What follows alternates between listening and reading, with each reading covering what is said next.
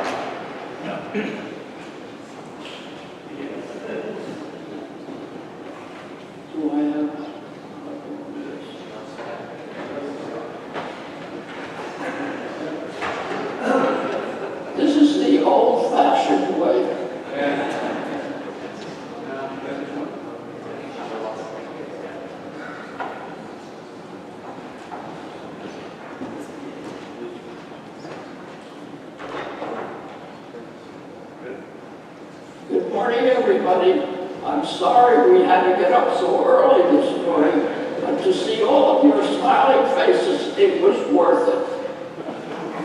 I want to say a few words about Gilbert. These are personal observations, as you'll see, and even involve his family and letters flying back between Paris and New York to write this speech. So I can guarantee the news is fresh.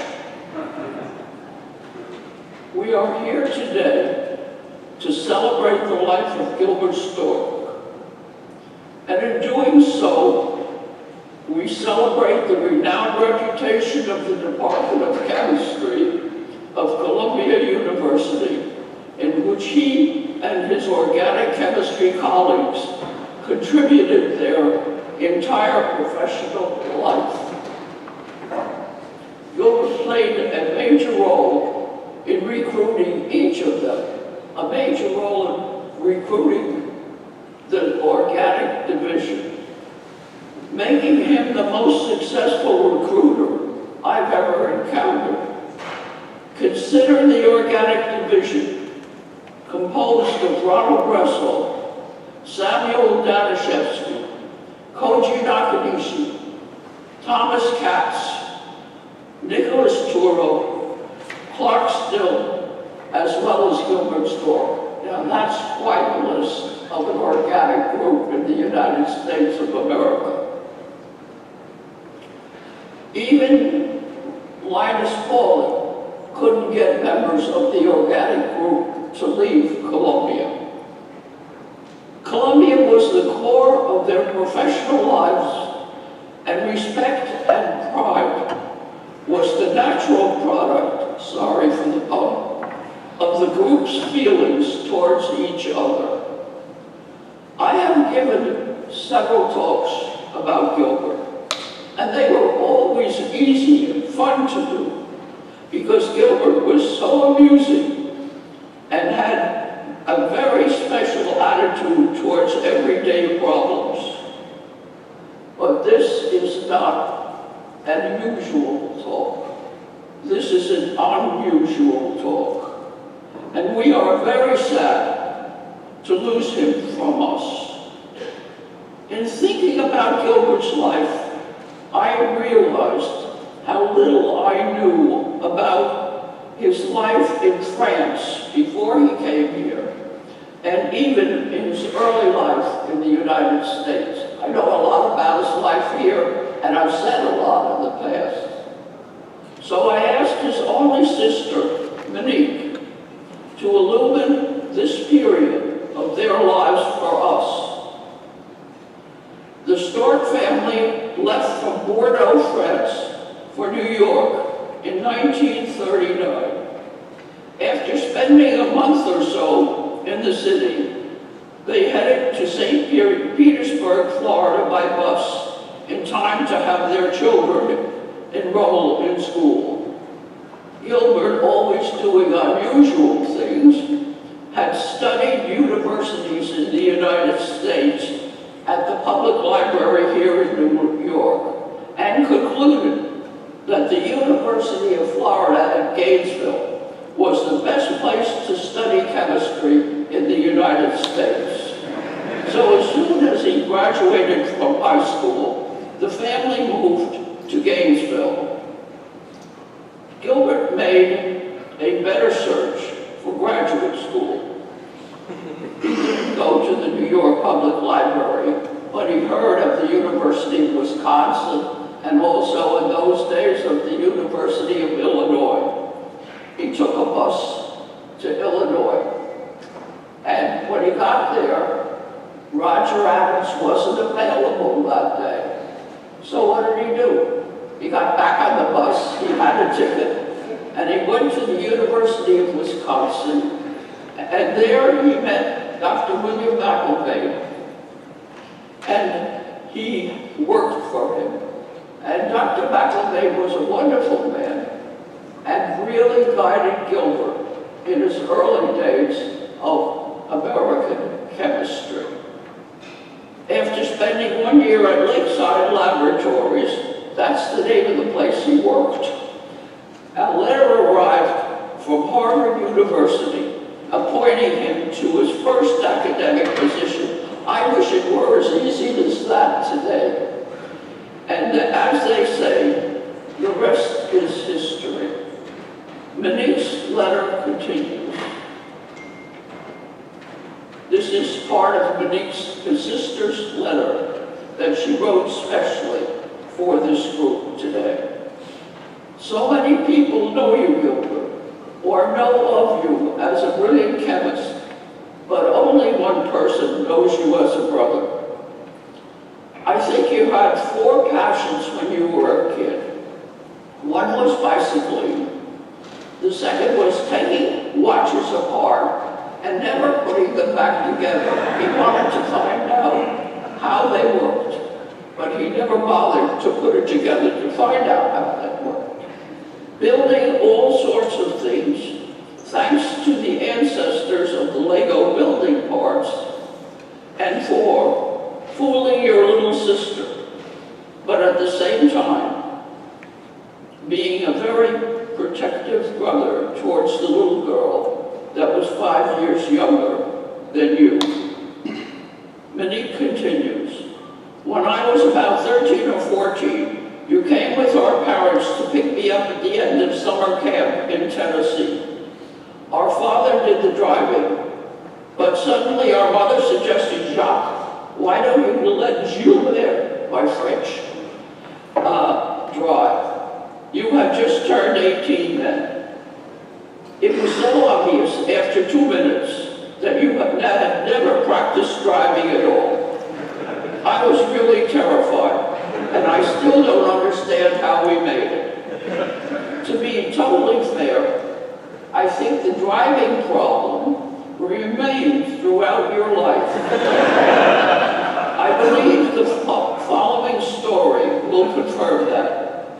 You and Winifred used to pick me up at the airport when I came to visit every year. I would usually let Winifred sit in the front seat. Fortunately, she quickly realized that you would literally turn around to face me when talking to me. So while his hands remained on the wheel, the rest of him was someplace in that car. We don't know where, but we're glad we all made it. A lot of amusing stories like that pop up when I look back. But I am certain of one thing. Your motto must have been always open to others, because you were always willing to help, whether it was your sister or a total stranger.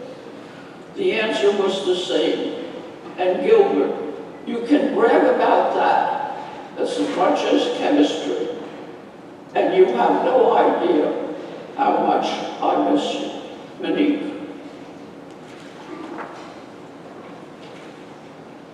Many of us in this audience recall Gilbert's adventures with cars.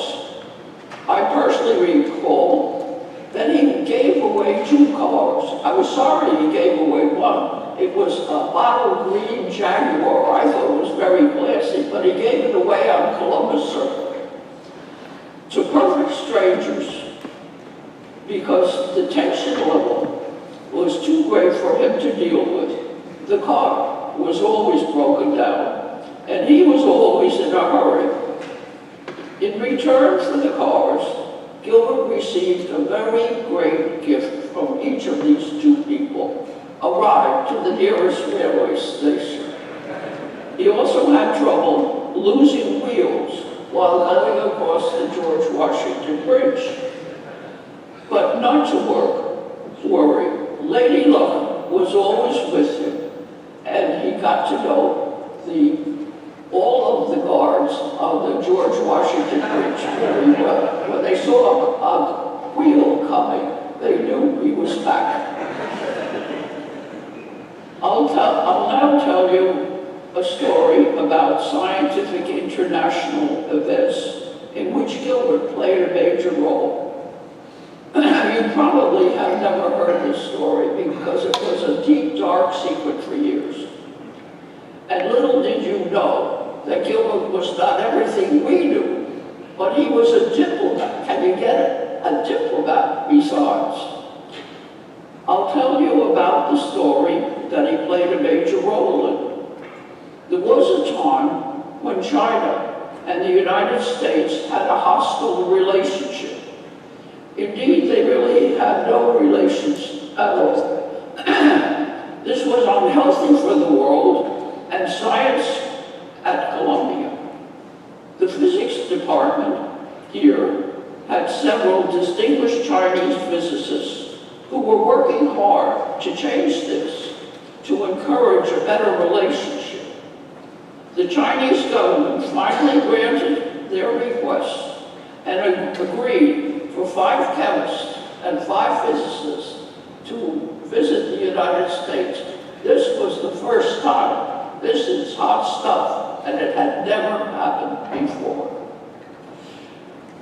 Professors T.D. Lee, Chen Sheng-Wu, and Gilbert Stork, our great diplomat, hosted the Chinese delegation at Columbia. All this was absolutely top secret at the time. The delegation met at Rockefeller Center with the FBI, the CIA, the New York City Police, all with their weapons unholstered to show New York views to our visitors. The scientific meetings were to begin on Monday, but how to entertain these visitors on the weekend, on Sunday. Gilbert and his wife, Winifred, lived in a secluded area in New Jersey, and they decided that they would invite the Chinese delegation to share in an American picnic at their home. Amazingly, everyone agreed if security was tight. Security was so tight I didn't dare look this way or that way without getting permission. So now we had previously mentioned New York federal Chinese law enforcement as well as the New York State Police, along with the county and local police. And again, of course, with their weapons unholstered. I didn't know how to say they had taken it out. I said drawn, but I was told by a policeman, you call it unholstered. Remember that. If you don't know it, this is what you'll get from today at least. The George Washington Bridge was closed in both directions for this expedition. I suggested to Winifred, who was an excellent cook, that maybe she should hire some chefs. But she insisted she would do it all herself.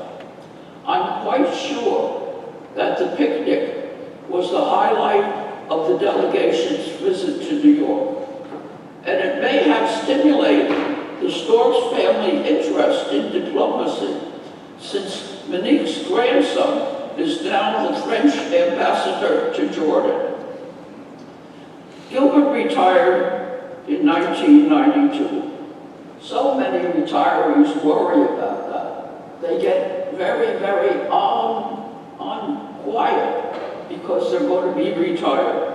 But I knew he wouldn't have any problem at all, because chemistry has been his entire life. Since he had happily breathed and slept chemistry forever, I knew it would continue, and it did. He published 24 scientific papers in his retirement.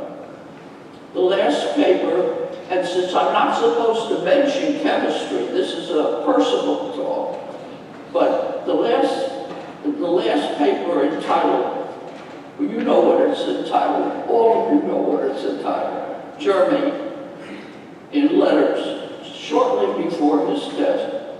In total, he published 245 papers during his academic career. Early in 2004, Ayako came to work for Gilbert.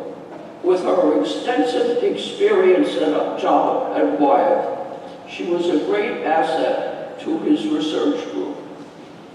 When he became ill, no one could have done more for him or been more attentive than Ayako. But everyone, unfortunately, must accept that life has a beginning and an ending. I feel so fortunate, and I know you do too, to have worked and known Gilbert. He gave generously to all who sought his counsel, and he will live